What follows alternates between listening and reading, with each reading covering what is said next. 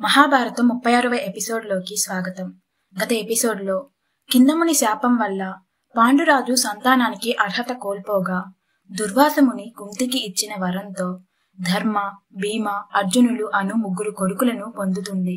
అది చూసి పాండురాజు రెండవ భార్య తనకు కూడా అదే విధంగా సంతానం కలిగేలా అనుగ్రహించమని పాండురాజును కోరుతుంది. పాండురాజు కుంతితో దుర్వాసుడు చెప్పిన మంత్రాన్ని మాద్రికి కూడా చెప్పమంటాడు. కుంతి మంత్రాన్ని మాద్రికి ఉపదేశిస్తుంది.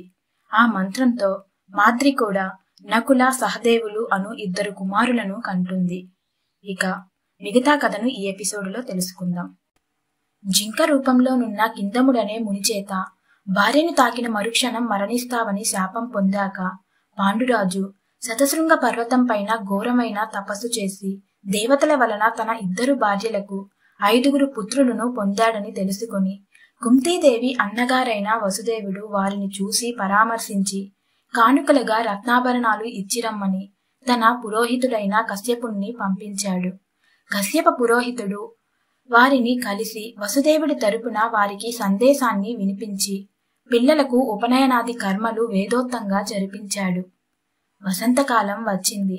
వాతావరణం ఆహ్లాదకరంగా మారిపోయింది. మొక్కలు, చెట్లు కొత్త చిగుర్లు వేసి నిండుగా పూసి శతశృంగం అంతా పూచిన మొక్కలు, చెట్లు, లతలతో పూలవనంలా మారింది. అలాంటి వాతావరణంలో ఒకరోజు పాండురాజు మాద్రిని చూశాడు. ఆమెపై అంతులేని అనురాగం కలిగింది. ఆమె అతనికి ఎంత దూరంగా పరిగెత్తినా గతం మరిచి పాండురాజు ఆమెను తాకాడు.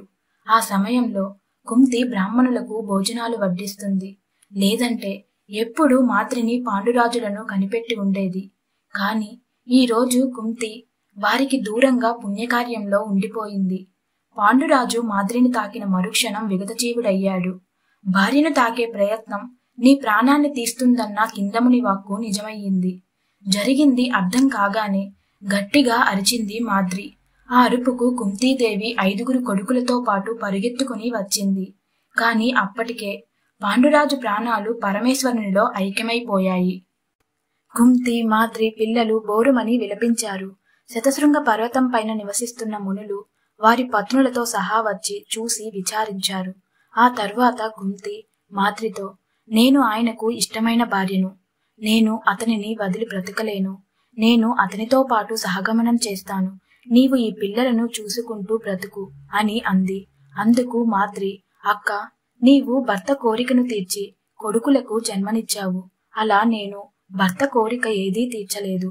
చివరిగా ఆయన నాపై కోరికతోనే పోయాడు. ఆయన కోరిక తీర్చడానికైనా ఆయనతో నేను వెళ్తాను. కిందముని శాపం తెలిసి మనసు, శరీరం దగ్గర పెట్టుకోకుండా ఆయన చావుకు కారణమయ్యాను.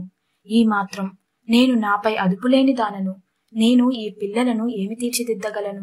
కాబట్టి నన్ను ఆయనతో వెళ్ళనివ్వు, అడ్డుకోకు అని అంది. అందుకు కుంతి ఎంతమాత్రం ఒప్పుకోకుండా తానే వెళ్తాను అంది. కాని ముని శాపం ప్రకారం ఎవరు అతనితో కూడి ఉంటే ఆమె మాత్రమే మరణిస్తుంది. ఆ విషయాన్ని ఆ పర్వతం పైన ఉండే మునులు, మహర్షులు చెప్పి ఒప్పించగా మాద్రి కుంతిని ఒప్పించి అందరికీ మొక్కి పాండురాజు చితిలో దూకి తాను ఆత్మత్యాగం చేసింది. పాండురాజు పుత్రులైనందున ఈ పాండవులను కుంతితో సహా హస్తినాపురం చేర్చడం తమ ధర్మం అని శతశృంగ పర్వతం పైన ఉండే మునులు అనుకున్నారు. పాండురాజు తమను నమ్ముకొని తమ వద్దే తపస్సు చేసుకుంటూ తన సంపద అంతా తమకే త్యాగం చేసి మరణించాడు. అలాంటప్పుడు వీరిని జాగ్రత్తగా వీరి పెదనాన్న ధృతరాష్ట్రుని వద్దకు చేర్చడం తమ విధి అని వారిని తీసుకెళ్లి హస్తినాపురంలోని ధృతరాష్ట్రునికి అప్పగించారు. రాజనగరిలోని ప్రజలు మనల్ని ఎంతో ప్రేమించి మన బాగు కోసం ఎన్నో గొప్ప పనులు చేసిన పాండురాజు దేవతల ద్వారా 5 పిల్లల్ని కన్నాడట. చూద్దాం రండి అని గుంపులు గుంపులుగా వచ్చి చూశారు. వీరు సింహపు పిల్లల్లా ఉన్నారు. దేవతా అంశతో పుట్టినవారు కాబట్టే వీరు అలా ఉన్నారు. ఇతరులెవరైనా అలా ఉంటారా అని ఆశ్చర్యంతోనూ తాము అభిమానించే పాండురాజు పిల్లలు అన్న ప్రేమతోనూ అనుకున్నారు. మంత్రులు, పురోహితులు, బ్రాహ్మణులు, దుర్యోధనుడు, దుశ్శాసనుడు మొదలగు 100 సోదరులు ఎదురు వచ్చి గౌరవంగా లోనికి తీసుకెళ్లారు. భీష్ముడికి, విదురుడికి, అంబిక, అంబాలికలకు ధృతరాష్ట్ర గాంధారులకు నమస్కరించిన పాండవులను కుంతిని చూసి బోరుబోరున ఏడ్చారు విదుర, ధృతరాష్ట్ర గాంధారులు. వెంట వచ్చిన మునులు పాండురాజు మాద్రిల అస్థికలను ఉంచిన కలశాలను ధృతరాష్ట్రునికి ఇచ్చి వెళ్లిపోయారు. విదురుడు పురోహితులు బ్రాహ్మణుల చేత పవిత్రంగా ఆ అస్థికలకు సంస్కారం జరిపించాడు. హోమం, జలతర్పణం, శ్రాద్ధకర్మ చేయించాడు.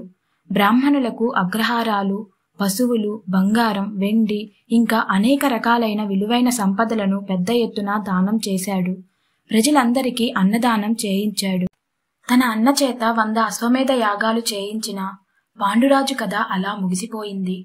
ఒకరోజు వ్యాస భగవానుడు హస్తినాపురం వచ్చి తన తల్లి సత్యవతీదేవితో రహస్యంగా, ఈ సంసారం శాశ్వతమైంది కాదు, ఎండమావులు లాంటిది. ఎంత దూరం వెళ్ళినా ఉన్నట్టే అనిపించి దగ్గరకు వెళితే ఏమీ ఉండదు.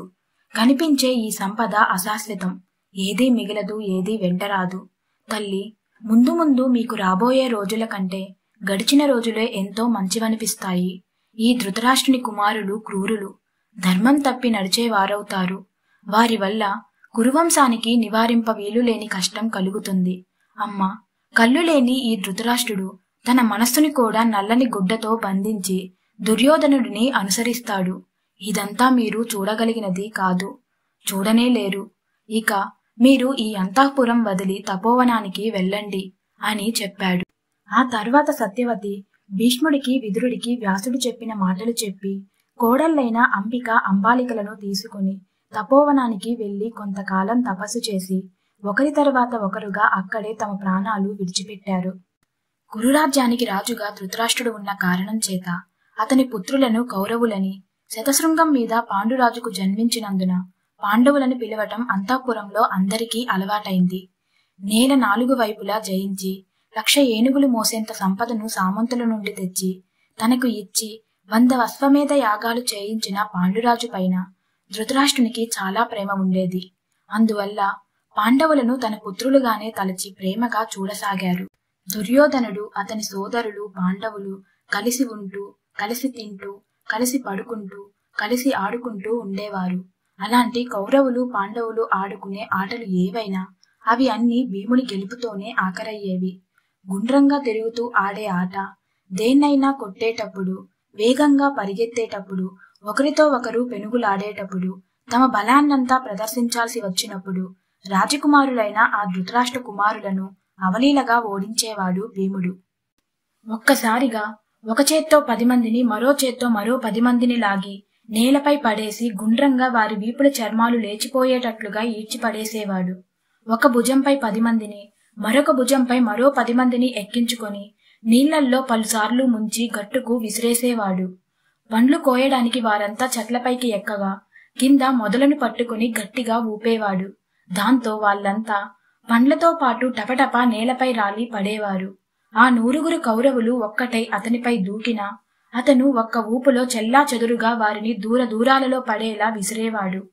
ఆటలో భాగంగా భీముడు అలా చేస్తున్నా అతని బలాన్ని చూసి దుర్యోధనుడికి విపరీతమైన అసూయ పుట్టింది.